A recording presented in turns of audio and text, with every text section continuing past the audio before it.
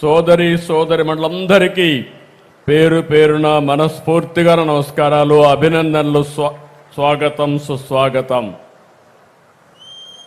ఈరోజు ఒక చరిత్ర, ఒక యుగ పురుషుడు పుట్టిన రోజు, శత జయంతి ఉత్సవాలు జరుపుకుంటున్నాం. అది కూడా ఎక్కడ జరుపుకుంటున్నామంటే దేవతల రాజధాని అమరావతి అయితే ప్రజా రాజధాని ఈ అమరావతిలో జరుపుకుంటున్నాం. చాలా సంతోషపడుతున్నాను. నాకెప్పుడు ఒకే కోరిక, దేవతల రాజధాని ఏ విధంగా ఉందో మనం ఊహించుకుంటున్నాం. అందులో ఒక నమూనాగా ఈ అమరావతి ప్రజా రాజధానిగా ప్రపంచం మొత్తం గుర్తుపెట్టే విధంగా చేయడమే నా ఆలోచన, నా ధ్యేయం. దానికోసమే పనిచేస్తున్నా. మొట్టమొదటిసారిగా ఇక్కడుండే రైతుల్ని, ఈ ప్రాంత రైతుల్ని మనస్ఫూర్తిగా అభినందిస్తున్నా. ఈరోజు శత జయంతి ఉత్సవాలు ఇక్కడ జరుపుతున్నామంటే ఒక స్ఫూర్తిదాతలైనటువంటి రైతులు ముందుకొచ్చి, ప్రపంచంలో ఎక్కడా జరగలేదు, 33,000 ఎకరాల భూమి, 29,000 మంది రైతులు ₹1 తీసుకోకుండా ఆ భూమిని ల్యాండ్ పూలింగ్లో ఇచ్చారు. అంటే ఎవరు ఈ ప్రపంచంలో చేయలేదు. అలాంటి స్ఫూర్తి ఇచ్చినటువంటి రైతాంగానికి మరొక్కసారి శిరస్సు వంచి నమస్కారాలు తెలియజేస్తున్నా. ఈరోజు మనందరం కూడా భారతదేశం గర్వించే నాయకులు, అరుదైన నేత, మాజీ ప్రధాని అటల్ బిహారీ వాజ్పేయి జయంతి గణనీయమైన నివాళులర్పించుకోవాల్సిన అవసరం ఉంది. అమరావతిలో కొత్తగా రాజధాని నిర్మాణం చేస్తామంటే ఇక్కడ ఎలాంటి నిర్మాణం చేయాలనుకున్నప్పుడు మాధవ్ గారు వచ్చి శత జయంతి ఉత్సవాలున్నాయి, ఇక్కడ వాజ్పేయి గారి విగ్రహం పెట్టాలని ఒక మాట అంటే నాకు పాత రోజులు జ్ఞాపకం వచ్చాయి. ఇమ్మీడియట్గా చెప్పాను, ఆ నాయకుడికి మనందరం కూడా గుర్తుపెట్టుకోవాల్సింది, చరిత్ర గుర్తుపెట్టుకునే విధంగా అమరావతిలో గణనీయమైన నివాళులు అర్పిస్తామని నేను వారికి చెప్పా. దాని ప్రకారమే ఈరోజు చూస్తే ఒక చరిత్రను క్రియేట్ చేసే విధంగా మనం ఇక్కడ పెట్టాం. ఈరోజు మీరు చూసినప్పుడు వాజ్పేయి శత జయంతి ఉత్సవాల సందర్భంగా బీజేపీ ఈ నెల 11వ తారీఖు నుంచి అటల్ మోడీ సుపరిపాలన యాత్రను ప్రారంభించారు. నేను చూశాను, వాచ్ చేస్తా వచ్చాను. నేను మొట్టమొదటిసారిగా మీరు చూస్తే 26 జిల్లా కేంద్రాల్లో వాజ్పేయి విగ్రహాలు పెట్టాలంటే నేను పూర్తిగా ఒకసారి టెలికాన్ఫరెన్స్ తీసుకుని, ఎన్డీఏ అంటే ఈ 3 పార్టీలు కలిసి ఏ విధంగా పనిచేయాలనో పనిచేసే విధంగా ఈ కార్యక్రమానికి స్ఫూర్తిని మనం కోరాం. ఈరోజు అన్ని జిల్లాల్లో అందరూ కలిసి పనిచేశారు, ఒక చరిత్ర సృష్టించారు. ఈరోజు ఇక్కడ చూస్తే 14 అడుగుల వాజ్పేయి విగ్రహాన్ని ఇక్కడ మనం పెట్టుకున్నాం. అయితే మనందరం గుర్తుపెట్టుకోవాల్సింది, వాజ్పేయి విగ్రహం పెట్టుకోవడమే కాకుండా విగ్రహంతో పాటు ఆయన చరిత్రని, ఆయన చేసిన పనుల్ని శాశ్వతంగా ప్రజలకు గుర్తుండే విధంగా ఈ స్మృతి వనం ఏర్పాటు చేస్తామని మరొక్కసారి మీ అందరికీ విజ్ఞప్తి చేస్తున్నా. దేశానికి సుపరిపాలన పరిచయం చేసిన నాయకుడు వాజ్పేయి గారు. అందుకే మోడీ గారి ఆధ్వర్యంలో డిసెంబర్ 25న గుడ్ గవర్నెన్స్ డేగా నిర్వహించుకుంటున్నారు. నేను చాలామంది నాయకులను చూశాను, కానీ ఆ రోజు వాజ్పేయి గారు, తర్వాత ఈరోజు మోడీ గారు విశిక్షణమైనటువంటి లక్షణాలు ఉండే నాయకత్వం, చరిత్ర తిరగరాసే నాయకత్వం. అదే సందర్భంలో నాకు ఎప్పుడూ స్ఫూర్తినిచ్చే నేత ఎన్టీ రామారావు గారు కూడా. ఆ విషయం మనం గుర్తుపెట్టుకోవాల్సిన అవసరం ఉంది. ఈరోజు మనందరం ఒక్కసారి చరిత్ర ఆలోచిస్తే నాయకులు ఏ విధంగా చరిత్ర తిరగరాస్తారో ఒకసారి నెమరు వేసుకుని మళ్ళీ మనం ముందు పోగలిగితే తిరుగుండదు. మొట్టమొదటిసారిగా ఈ దేశంలో వాజ్పేయి గారి నాయకత్వం. ఆ తర్వాత మీరు ఆలోచిస్తే యాంటీ కాంగ్రెస్ సెంటిమెంట్కు బీజం వేసిన వ్యక్తి నందమూరి తారక రామారావు గారు అని చెప్పి కూడా నేను మీకు తెలియజేస్తున్నా. ఎప్పుడు కూడా ఎన్టీ రామారావు గారు, వాజ్పేయి గారు చాలా చనువుగా ఉండేవాళ్ళు. ఎన్టీ రామారావు గారిని 84లో ఆ రోజు కావాలని కేంద్రం ఇందిరాగాంధీ గారు ప్రభుత్వాన్ని రద్దు చేస్తే ముందుండి నడిపించిన వ్యక్తులు అద్వానీ గారు, వాజ్పేయి గారు అని చెప్పి కూడా మీకు గుర్తు చేస్తున్నా. ఆ తర్వాత అనేక సందర్భాల్లో మీరు చూస్తే నేషనల్ ఫ్రంట్ పెట్టి, నేషనల్ ఫ్రంట్ ద్వారా ఈ దేశంలో యాంటీ కాంగ్రెస్ బీజం వేసిన మొట్టమొదటి నాయకుడు, ప్రభుత్వాన్ని ఏర్పాటు చేసిన నాయకుడు ఎన్టీ రామారావు గారు అని చెప్పి కూడా నేను మీకు తెలియజేసుకుంటున్నాను. అదే సందర్భంలో ఇప్పుడే మిత్రులు మాట్లాడినప్పుడు మొట్టమొదటిసారిగా ఈ దేశంలో ఆర్థిక సంస్కరణలు ప్రారంభించిన వ్యక్తి కూడా పివి నరసింహరావు గారు. అతను కూడా తెలుగు బిడ్డ అనే విషయం మనం గుర్తుపెట్టుకోవాల్సిన అవసరం ఉంది. ఈరోజు ఏ నాయకుడిని చూసినా 1924 డిసెంబర్ 25న మధ్యప్రదేశ్ గ్వాలియర్లో ఒక సాధారణ కుటుంబంలో పుట్టిన వ్యక్తి వాజ్పేయి గారు. క్విట్ ఇండియా మూమెంట్లో పాల్గొన్నారు. జనసంఘ్ బీజేపీ నుంచి 10 సార్లు లోకసభకు, 2 సార్లు రాజ్యసభకు ఎన్నికయ్యారు. అంటే సుదీర్ఘ రాజకీయ చరిత్ర. ఇంకొక పక్కన మీరు చూస్తే ఆయన తిరుగైన నాయకుడే కాకుండా అద్భుతమైన కవి, అంతకు మించి ఒక మంచి మానవతావాది అని చెప్పి కూడా నేను మీకు తెలియజేస్తున్నా. ఆయన జీవితంలో ఆయన ప్రధానిగా ఉన్నప్పుడు నాకంటే సన్నిహితంగా ఉన్న వ్యక్తులు కనపడరు. నేను చాలా సన్నిహితంగా ఆయనతో ఉన్నాను. ఆయన చేసే ఆలోచనలు తెలిసిన వ్యక్తిని.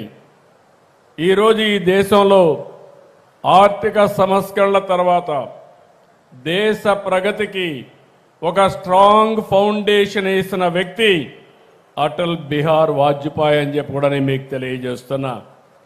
ఈరోజు మనకు గుర్తుండాలి, ఈరోజు నేషనల్ హైవేస్ పైన మనం తిరుగుతున్నాం. నేను ముఖ్యమంత్రి అయిన తర్వాత చూశాను, మన రోడ్లు అధ్వానమైన పరిస్థితిలో ఉన్నాయి. నేను ఒకసారి మలేషియాకి వెళ్ళాను. చిన్న దేశం, 2 కోట్ల జనాభా, ఈస్ట్ వెస్ట్ కారిడార్ ఉండేది, 8 లేన్ రోడ్.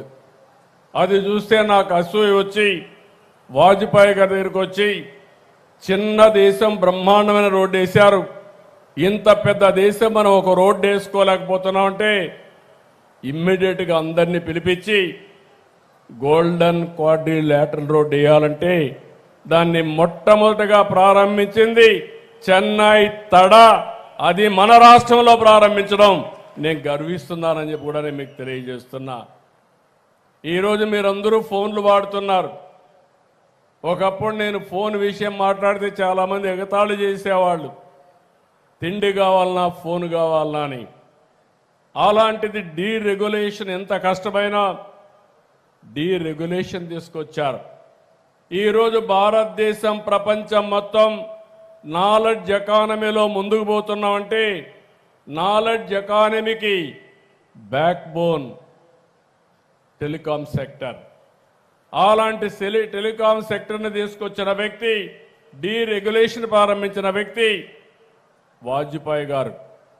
ఇంకో పక్క మీరు చూస్తే ఆ రోజు వాజ్పేయి గారు టెలికాం డీరెగ్యులేషన్ ప్రారంభిస్తే ఈరోజు నరేంద్ర మోడీ గారు బిఎస్ఎన్ఎల్ ద్వారా 4G ఇన్నోవేట్ చేశారంటే అది నాయకుల యొక్క గొప్పతనం అని చెప్పి మరొకసారి మీ అందరికీ విజ్ఞప్తి చేస్తున్నా.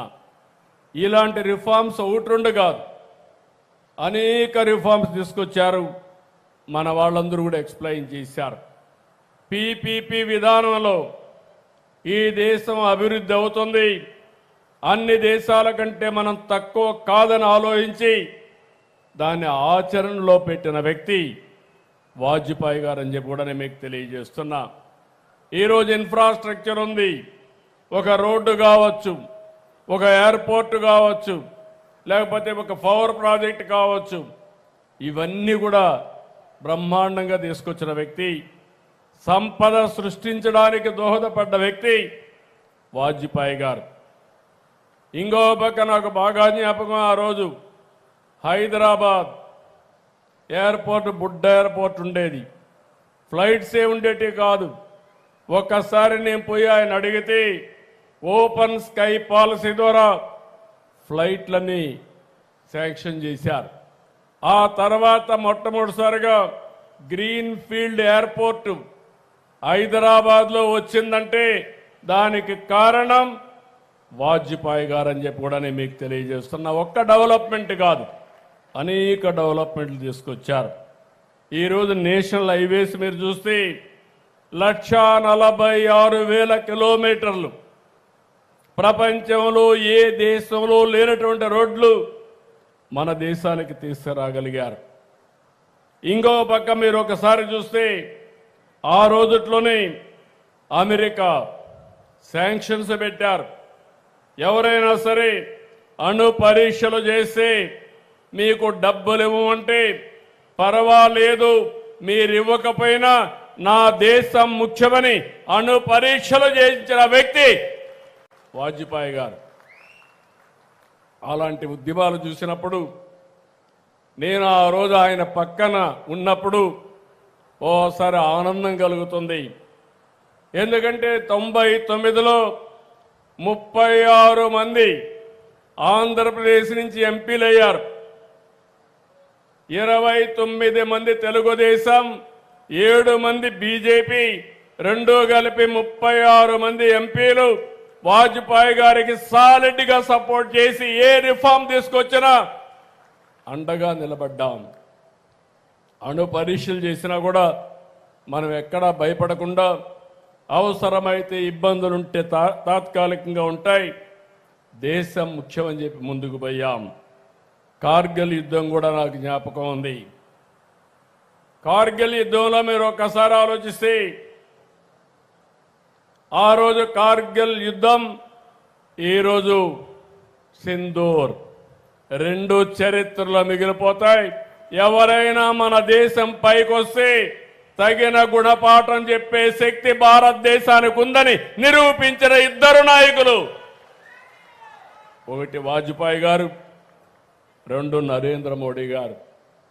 మంచికి మంచి, ఎప్పుడన్నా కానీ మీరు మాట తప్పితే ఏం చేయాలో చేసి చూపించిన నాయకులు. నాకు ఇప్పుడు కూడా జ్ఞాపకం ఉంది, ఏదైతే అణు విద్యుత్ వచ్చినప్పుడు దానికి కారకులైన వ్యక్తి అబ్దుల్ కలాం గారు. ఆ నాయకుడు నేను ఒకసారి చూస్తే సెక్రటరీ డిఆర్డిఓగా, చీఫ్ సైంటిఫిక్ అడ్వైజర్గా ఆనాటి ప్రధానమంత్రి వాజ్పేయి గారి దగ్గర ఉండే పోఖ్రాన్ 2ని సూపర్వైజ్ చేయడమే కాకుండా రూపకల్పన చేసి ఆపరేట్ చేసిన వ్యక్తి అబ్దుల్ కలాం గారు. అలాంటి అబ్దుల్ కలాంని రాష్ట్రపతిగా వాజ్పేయి గారు ఎంపిక చేశారంటే, అందులో నేను కూడా భాగస్వామిగా ఉన్నానంటే అది నా అదృష్టంగా నేను భావిస్తున్నానని చెప్పి కూడా నేను మీకు తెలియజేస్తున్నా.